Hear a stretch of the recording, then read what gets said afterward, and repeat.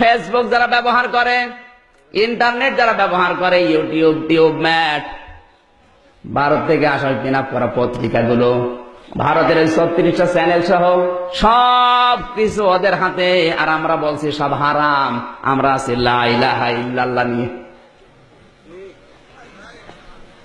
আপনি যদি এই লা ইলাহা ইল্লাল্লাহটা প্রতিষ্ঠা করতে চান, প্রচার মাধ্যমগুলো দরকার আছে না নেই?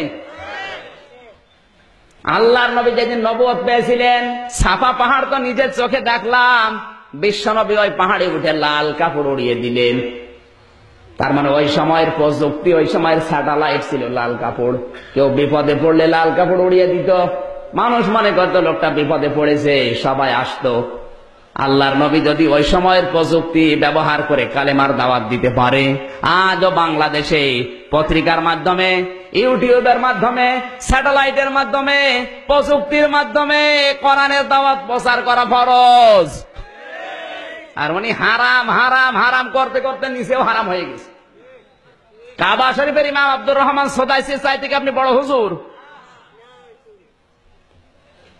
না না, কয়জন বললেন? বাকিগুলো তো খোঁজ খবর রাখেন না। তাই কাবার ইমাম শুধু ইমাম না, মক্কার উম্মুল কোরা বিশ্ববিদ্যালয়ের অধ্যাপক, মক্কার প্রশাসনের তিনি প্রধান বিচারপতির দায়িত্ব পালন করছেন। তার রায় অনুযায়ী মানুষের জীবন মরণের ফায়সালা হয়।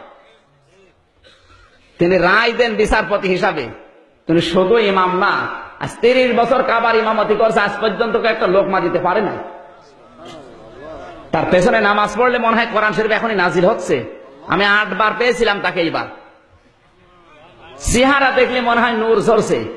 সেই লোকটা যখন বক্তব্য দেয় সেমিনারে, সিম্পোজিয়ামে, কাবা শরীফে যখন খুতবা দেয়, এই যে হজের খুতবা দিল এবার, ওটা ইউটিউবে, টিউবমেটে, ফেসবুকে, ইন্টারনেটে, সারা বিশ্বে 1 সেকেন্ডে ছড়িয়ে গেছে। উনি কি জানতেন না যে আমার চেহারা যদি ইন্টারনেটে দিয়ে দেয়, পৃথিবীর মানুষ দেখলে আমার গোনা হবে? জানতেন না? এই কথা বলেন না কেন? কোন কারণে ছড়িয়ে দিলেন বলেন? তার নিয়ত তো খারাপ। তার চাইতে আপনার বুজুর্গি বড় বেশি হয়ে গেছে, মন অত সংকীর্ণ কেন আপনার? ইসলাম প্রচার করার জন্য একটা মাধ্যম আমাদের হাতে নেই। মানে বুজুর্গ হয়ে বসে আছে। নবী ছিলেন বুজুর্গ, নবীর কৌশল ছিল।